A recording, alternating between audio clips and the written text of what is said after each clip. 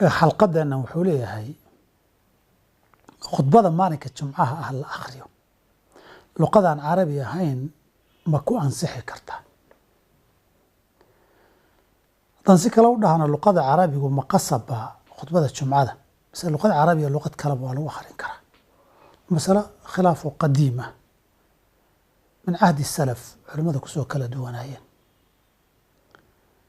culimada qaab waxay yidhahdeen mid intaan ogahay culimmadu intooda badani inay carabigu fiican yahay maaha waxa laga hadlayo inuu bannaan yahay afaan carabi ahayn marka laga hadlo nin caadigii qarnigii labaad masale taagneed bay ahayd islaamku markii uu fiday luqadda carabiga intii ku hadlaysay wuu ka baxay qowmiyadii iyo buu islaamku gaaray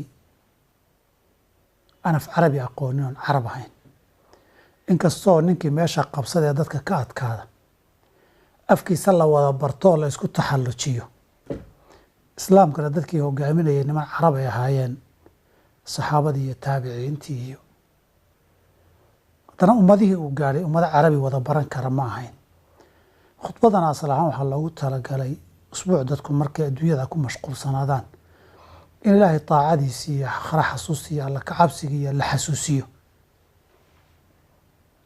oo waxyaabahay diintooda jaahil ka yihiinna lagu baro cajamkii markii uu gaadhay dabcan dadkii gaadhsiiyey marka hore cajamku dad carab oo luqadoodu carab tahay bay ahaayeen markii muddo la joogay dadka inay islaameen dad iyagii oo diintii bartay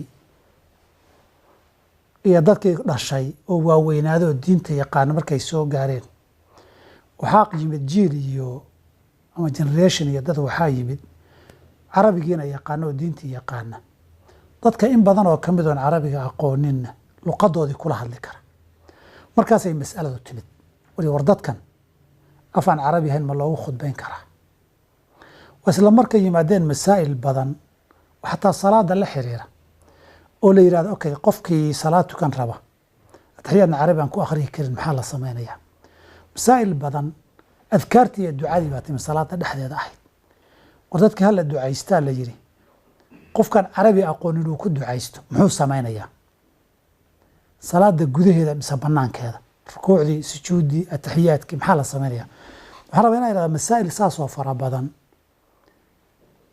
oy keeneen laba arrimood dadweynihii oon aqoonin iyagoo yimaadeen jiil culimo ah oo afkoodiina kula hadli kara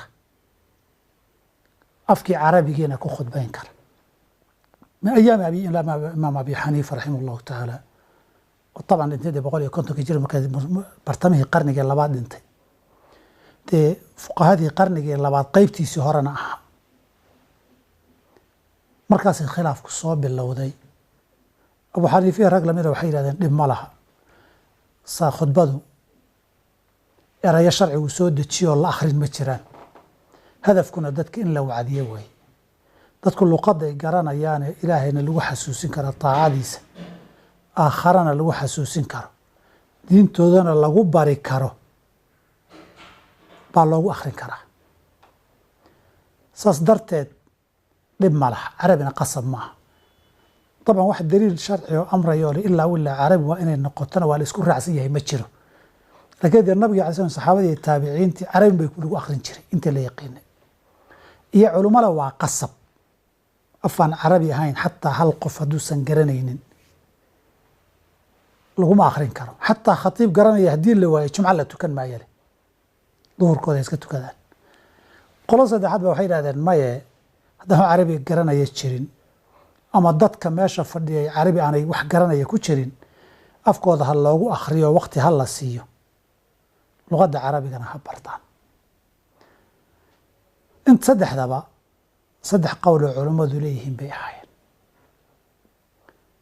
fuqahada shaaficiyadu qowlkooda muctamadkiihi waa dadka dad carabiga garanaya hadday jiraan carabi ha lagu akhriyo waa shardi haddaynan jirinna luqadan kale ha loogu akhriyo hana la amra inay bartaan hadday muddo ku filan ku baran waayaan wax ku bartan la waayana dee jumca kama asaxayso weji waxaa jira fi lmadhab ah oo carabi shardi ma aha xataa isagoo khatiibka iyo dadka ka dambeeyaba ay wada yaqaanaan,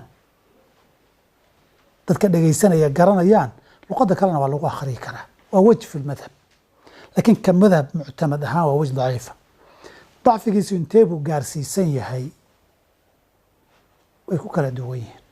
bimacnaa marka qowlkan la qaadanayo muctamadka ee laleeyahay haddii carabiga dadka yaqaanaan ama qaar yaqaana ku jiro afkala laguma akhrin karaaye, ma asaxiixu waa mise al asaxu weye labada cibaaree. asaxiixu haddii lagu yidhaahdana ka kale aad buu daciif yahay waay. al asaxu haddii la yidhahdana labadaba ma itaalyaree, laakiin way sii kale xoog badan yihiin waay.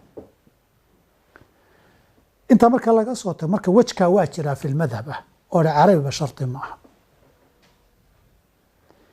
wejkaa marka laga soo tago kan muctamadka ah ee dadka qaar carabi yaqaanaan markay leeyihiin fuqahada shaafici wa anta kownuhu carabiyatan, sida matniga minhaajkiya ku qoran, waxaa loo jeedaayey waa arkaanta khudbada way.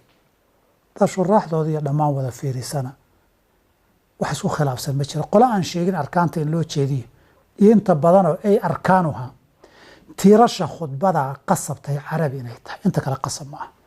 waayo inta kale khudbadaa sixideeda kuma baxinaba. arkaan ulkhudba marka maxay tahay? muctamadka raajixii waa 5: alxamdu lilah wاsalaatu wasalaamu calaa rasuuli illah, nabigoo lagu saliyo. alxamdu lilahi lafdiga alxamdu iyo allah ay qasab tahay, iyo nabiga in lagu saliyo sala allahu alayh ali wasalam, iyo dadka ilaahay cabsidiisa in la faro. cabsida ilaahay la faraya erey gaara maaha. ilaahay ateeca la dhihi karaa, ilaahay ka cabsada la dhihi karaa, ilaahay ka cabsada in la yihahdo, ilaahay ateeca in la yihahdo waa 3. saddexdaasi waa khudbada hore. aayad in la akhriyo oo rukni inay tahay khilaaf badani ka jiro, iyo muslimiinta in loo duceeyo. muslimiinta in loo duceeyana waa khudbada dambe. aayad qur'aan ah in la akhriyana midkii laga dhigaba dhib ma laha, ama khudbada hore ku dar ama tadamba ku dar. marka haddaad tiraha alxamdu lilaahi wasalaatu wasalaamu calaa rasuuli illaah sala allahu alayh alih wasalam, yaa ayuha aladiina aamanuu itaquu llaha waquluu qowla sadiida uusiikum wanafsii bitaqwa allahi jala wacala. inta haddaad tirahdo khudbadii way asaxday. inta kale afkaa dooni ku akhri ama haba akhriyin. keliya marka u dambaysana allahuma afir lilmuslimiina walmuslimaati walmuminiina walmuminaati inaka qariibun mujiibu dacawaati. khudbadii waa dhanta. haddaad taa ducadana tadamba ku darto ilaahay ka cabsada iyo aayad qur'aana, waxay yidhaahdeen ama aayad qeyb kamidahoo macno laga fahmayo iyo aayad macno fahansiinaysa oon ahayn sida uma nadara. uma nadara waxay yidhahdeen macno keligeed ma laha, kooxa ka hore ay ku xiranta. aayad ama aayad nuska qeyb kamidahoo macno dhammaystiran leh. intaa weeye inta laga hadlayo af carabi in lagu sheego waa shardi. khudbooyinka hadda qeybna carabiga yihiin qeybna soomaaliga laga dhigo, markii alxamdu lilaahi waa lagu wada furfurtaa, saliga nabiga waa lagu wada furfurtaa, uusiikum wanafsii bitaqwa llahi haddii la yidhaahdo, aayad qur'aanana lagu daro, ta labaad aakhirkeedana la duceeyo. cala almuctamad, qowlka muctamadka ee shaaficiyadu khudbada waa saxiix, waxba kama dhimana. haddii la isugu daro arkaantii carabiga ahaydna in la ilaaliyo, dadkii waxay fahmayeen iyo risaaladiina la gaadhsiiyaayey waxba ma jabna. ciddii waa shardi ka dhigtana dee wax aayad nas sharci oo qasab ka dhigaya heli maayaan. keliya nabiga saasuu ku khudbayn jiray. nabigana calaih salaam muqtadaheedii ma jirino, mujtamac iyo dadku la joogeen carabi bay ahayn, afkooduna carabi buu ahaa. wabilahi towfiiq.